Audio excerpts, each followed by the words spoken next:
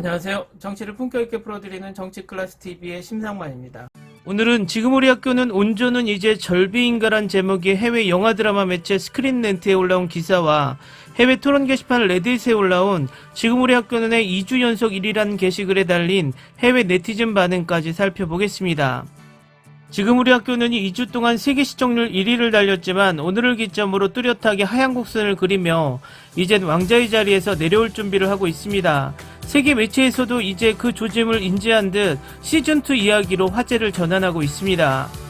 좀비 드라마에서 한국은 새로운 좀비 변종을 만들기 시작했고 드라마 속에서 그것을 절비라는 이름으로 시청자들에게 흥미를 유도했습니다. 그 와중에 온조의 손이 첫 번째 좀비에게 물렸는지 아닌지 논쟁을 불러일으켰고 시즌2가 시작된다면 이것은 또 다른 면역 좀비를 예상하게 만듭니다. 해외 언론에서도 이 상황을 의식하며 재미있는 기사가 나왔는데 지금부터 살펴보겠습니다. 지금 우리 학교는의 좀비 바이러스는 특정 사람들에게 매우 다른 영향을 미치므로 감염되지 않는 한 명의 생존자가 이미 절비가 되었을 수도 있습니다. 지금 우리 학교는의 절비 또는 좀비 변종은 대부분 무증상이어서 한 주요 캐릭터의 감염 상태에 대한 의문이 제기되었습니다. 좀비 충동을 제어하는 법을 배우면 좀비는 매우 쉽게 인간으로 보일 수 있습니다. 요나스 바이러스가 감염자를 완전히 좀비가 아닌 절비로 만드는 경우는 드물지만 지금 우리 학교는에서 좀비 바이러스의 또 다른 버전입니다. 지금 우리 학교는의 첫 번째 에피소드 동안 상황이 매우 빠르게 확대되었습니다. 감염된 햄스터에게 물린 김현주는 이병찬에 의해 효상고 과학실에 수감됩니다. 현주는 도망쳐 나와 양호실로 옮겨지는데 그녀를 제지하는 양호 선생님과 몇몇 학생들이 긁히고 물어뜯기면서 요나스 바이러스의 빠른 확산이 시작됩니다. 그 학생 중 한 명이 남원조입니다. 지금 우리 학교는 시청자들은 좀비의 습격을 받은 최초의 주인공 중 한 명인 온조의 감염 현황에 의문을 제기합니다. 온조가 시리즈 전체에 걸쳐 괜찮아 보이지만 일부 절비는 완전한 좀비처럼 행동하고 싶은 충동을 완전히 제어할 수 있기에 믿을 만한 이유가 있습니다. 아이러니하게도 유일한 변종이나 무증상 좀비는 깡패 귀남입니다. 학교 친구를 물기로 결정한 경우에도 완전히 좀비가 될 기미를 보이지 않습니다. 그러나 온조의 감염 상태에 대한 수수께끼에 대한 답은 간단합니다. 온조는 좀비도 아니고 절비도 아닙니다. 왜냐하면 그녀는 좀비에 물린 것이 아니라 긁힌 것일 뿐이기 때문입니다. 온조가 아니라 물린 양호 선생님이 양호실 밖으로 바이러스를 퍼뜨렸습니다. 좀비의 피 묻은 손이 바이러스를 온조에게 옮기고 그녀가 어떻게든 면역이 되었다고 생각할 수도 있지만 그러한 전이가 일어나지 않았다는 것도 생각할 수 있습니다. 더욱이 온조는 24Hz 주파수톤에 대한 민감도를 나타내지 않았으며 절비 또는 완전한 좀비의 다른 징후도 보이지 않았습니다. 하지만 이 모든 것은 지금 우리 학교는 시즌2에서 바뀔 수 있습니다. 이병찬이 요나스 바이러스의 기원을 문서하기 위해 만든 비디오에서 알 수 있듯이 매우 빠르게 진화하는 생물입니다. 항체, 백혈구 또는 기타 위협에 직면하는 순간 다른 변종으로 변합니다. 군대가 요나스 바이러스에 감염된 숙주에 대한 실험을 계속하는 동안 절비가 발각되지 않은 채 효산 주변을 배회하는 동안 요나스 바이러스는 지금 우리 학교는 시즌2에서도 진화를 계속할 수밖에 없습니다. 이 상황이 어떻게 진행되느냐에 따라 뭔가가 있을지도 모릅니다. 온조가 사실 절비라는 이론을 만들 수도 있습니다. 지금 우리 학교는 넷플릭스에서 매우 빠르게 1위를 차지했습니다. 디스토피아적 죽음의 게임 시리즈인 오징어 게임에 이어 지금 우리 학교는 넷플릭스에서 가장 많이 본 시리즈가 된 두 번째 한국어 드라마입니다. 지금 우리 학교는 시즌2에서 온조와 다른 생존자들에게 어떤 이야기가 펼쳐질지 기대가 큽니다.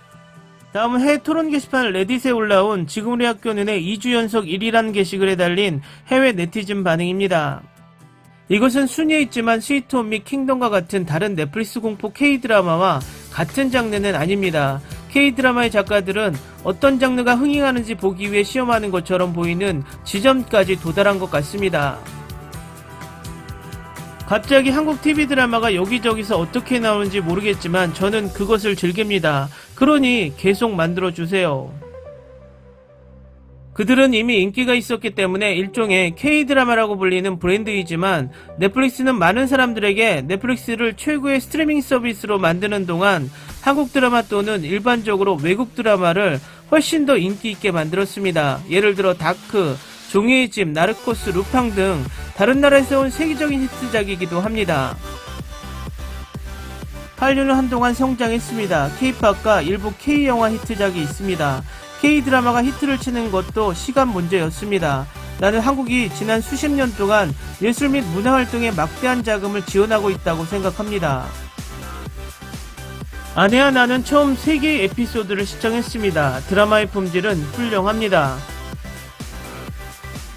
12시간 동안 정말 놀라운 품질의 드라마였습니다. 당신이 옳습니다. 이 드라마는 그 이상 훌륭합니다. 이 한 시즌에 워킹데드에서 5시즌보다 더 많은 일이 발생합니다. 나는 그들이 드라마 전체에 걸쳐 추가한 유머를 좋아합니다. 나는 워킹데드가 그랬으면 좋겠어요. 좀비 드라마는 항상 슬프고 우울할 필요가 없습니다. 넷플릭스는 오징어 게임의 대성공 이후 K-드라마를 더 밀어붙였습니다. 그리고 더 많은 사람들이 오징어 게임이 한국 TV 영화에 대한 첫 번째 박람회였을 수도 있기 때문에 다른 K-드라마를 더 많이 시도하는데 열려 있습니다. 댓글 반응 잘 보셨나요? 재미있는 것이 레딧에 올라온 게시글 자체가 우리 못지않게 K-드라마 지금 우리 학교는에 대한 흥행에 대한 관심을 가지고 있다는 것입니다. 댓글 또한 진지하게 K-드라마 넷플릭스 열풍에 대한 분석을 하고 있습니다. 물론 이 드라마는 처음부터 지금까지 호불호가 존재합니다. 이것은 아마도 공포물이라는 장르적 특성 자체가 호불호가 강한 장르이기도 합니다. 요즘 한국 드라마가 넷플릭스에서 계속 올라오고 있는데 그 중에서 재미있는 작품도 몇몇 보입니다. 저는 개인적으로 응답하라 1988 분위기를 풍기는 김태리 주연의 25, 21를 주목하고 있습니다. 이 드라마는 지금 우리 학교는 보다 강하진 않지만 다분히 한국적인 분위기로 은근히 불타오르지 않을까 예상해 봅니다.